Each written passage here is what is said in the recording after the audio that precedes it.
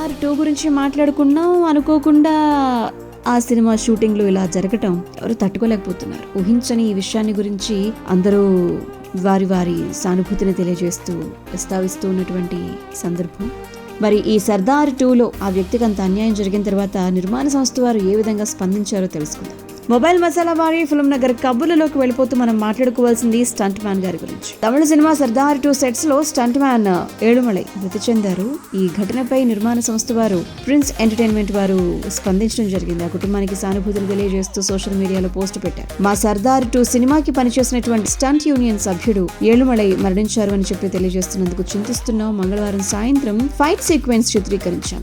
ఆయన ప్రమాదవశాత్తు 20 అడుగుల ఎత్తు నుంచి కింద పడిపోవటం, గాయాలవ్వటం, దగ్గరలో ఉన్నటువంటి మల్టీ స్పెషాలిటీ హాస్పిటల్ కి వెంటనే తీసుకువెళ్ళడం జరిగింది. చికిత్స చేశారు వైద్యులు, కానీ ఫలితం లేకపోయింది.